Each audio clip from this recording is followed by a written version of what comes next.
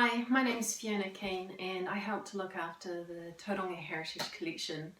One of my jobs is to try and tell some of the stories of Tauranga, and one of the projects that I worked on or have worked on over the years is a project to do with the First World War, and as part of that I put together a series called From Tauranga to the Trenches, which was a book and also a series of 10 exhibitions over 4 years. Really what got me started in researching the First World War was I was at the Tauranga Library and just was looking through the vertical files with no particular purpose, and I came across this amazing little exercise book, and in it was written a whole series of dates and names and events, and they were all connected to the First World War. And looking at it a little bit further, I realised that it had been put together by a local historian, Gypsy Mackenzie, and she'd gone through in the days long before we had the internet, she'd gone through the hard copies of the Bay of Plenty Times from 1914 to 1918, looking for all the names that she could of Tauranga men who had gone and fought in the First World War.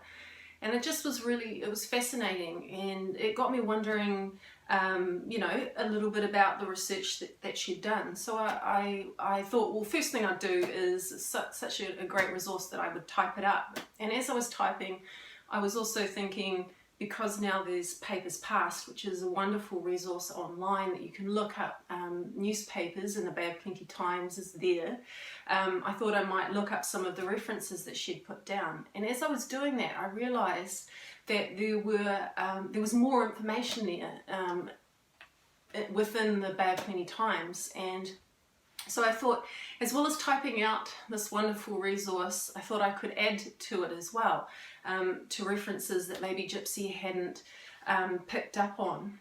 And so I started doing that, and I started right at the beginning in 1914, going through every edition of the Bay of Plenty Times online. And then out of that, these names that keep coming forward, looking at other resources, looking at the war memorial gates, I realised that there were names coming up in the paper that, or people, men from Tauranga who had died, whose names weren't recorded on the war memorial gates. And then suddenly I realised what was sort of just a piece of research for me that would be interesting was actually going to have some real significance, to be able to pull out people who, for whatever reason, were overlooked when it came to recording the names of Tauranga men who died as a result of their service in the First World War. So that was in 2009 that I came across this book, and basically there was a good 4 or 5 years worth of research there, because once I started going through all the Bay of Plenty Times looking for names, all this other really fascinating information kept coming out, so I had to write all that out as well. So I probably filled at least 10 books, exercise books of my own, of all this really fascinating information about Tauranga over that First World War time period. So as I say, there was quite a lot of research involved, and I really didn't start writing From Tauranga to the Trenches until the start of 2014, when I knew that the information that I'd gathered could be useful for an exhibition series that we were hoping to do, also called From Tauranga to the Trenches. So we applied for government funding from the Ministry of Culture and Heritage to be able to create an exhibition space to put the information that I'd gathered through all this research, to be able to do a number of exhibitions around it, with Tauranga and Tauranga men at the centre of it all. And we were fortunate enough to get this funding, the WW100 funding, and we were able to create 2 mobile exhibition spaces, 2 containers that joined together to create an exhibition space that we could then transport around Tauranga and beyond. One exhibition went as far as Waihi, and we went out to Te Puke, and all around the Tauranga area. And we worked with WW100 Tauranga, which was an organisation that came together to help put together commemorations for the First World War from obviously 2014 through to 2019, and it was really wonderful to be able to work with community groups like the Tauranga RSA, Mount Maunganui RSA, the Haurakis, a lot of the cadets, the Historical Society, genealogy, etc., to come together and to have a group of people passionate about remembering and commemorating the First World War was really fantastic. So, as I say, I didn't really get started on the writing until the start of 2014, and probably it took probably 4 or 5 months to put the book together. It's a book that's got a lot of illustrations, which is good.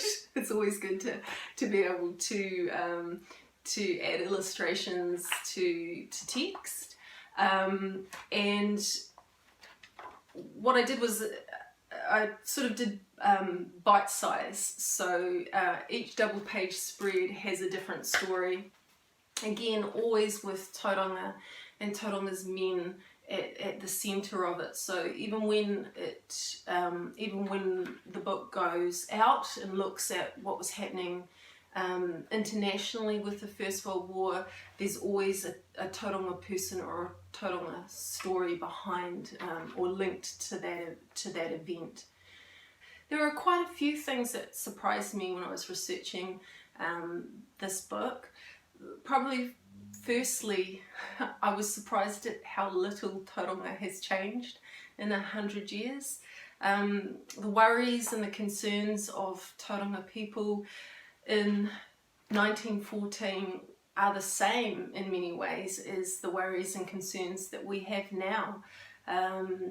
One of the fun aspects of researching this book was being able to read the letters to the editor that appeared in the Bay of Plenty Times over that time period. There were about 300 letters, and interestingly enough, you know, there was probably only about 20 or 30% that were war related, and the rest of them were connected to the concerns that Tauranga people had just in their everyday lives. So there were quite a few letters of complaint to the council.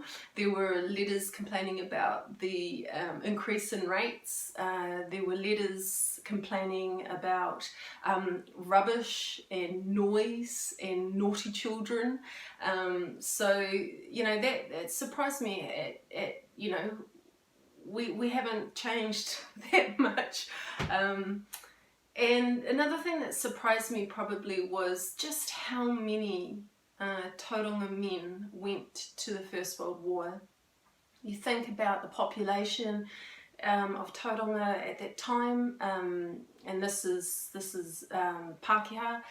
Statistically, Māori population wasn't counted quite in the same way back then. So there was approximately 2,000 people in Tauranga or the greater area, and through my research I managed to find basically 500 names of Tauranga men who went to the war. So I mean, it just is a phenomenal number. And the other thing was that, you know, on the memorial gates there was probably 15, 20 names of people who hadn't been their names hadn't been recorded on the memorial gates, of people who had been born here, for example, and perhaps moved away and had gone to the war and been killed. And then there was no one here at the end of the war to put their name forward for the gates. So that was something that was really nice to be able to get their names and let them have some recognition. And at the back of the book, where I could, I located photographs of the men and their details and recorded those alongside. So yeah, it was out of the book. Back of the book. Not everyone, I couldn't find images for everyone, so where there isn't an image, there may be a photograph of their grave.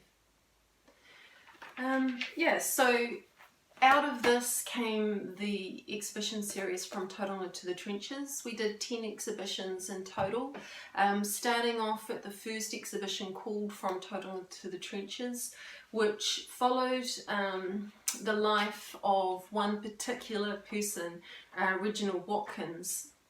He was a Salvation Army officer. Here's a photo of him here. He was a Salvation Army officer. He came to live and to work with Māori on Matakana Island, and he lived over there, and he also lived in a small house on Sulphur Point. He worked in the fish curing and bacon curing factory on Sulphur Point, and he was an incredible person. He learnt to speak Māori fluently.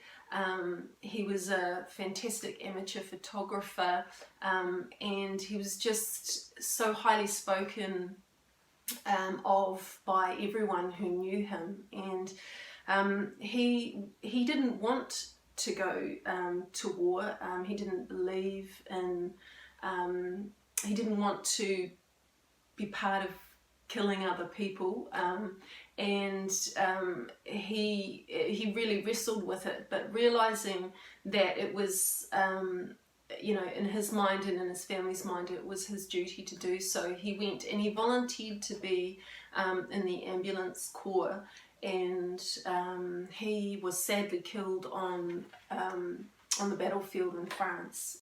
The book series ran through from Tauranga to the Trenches, and then we did Gallipoli, we did Māori Pioneers, we did Marquette, Sinking of the Marquette, which focused on a group of New Zealand nurses and their story. And it was really wonderful because we were able to work with a descendant of one of the nurses, and she was able to really give us some wonderful material that we could use in the exhibition.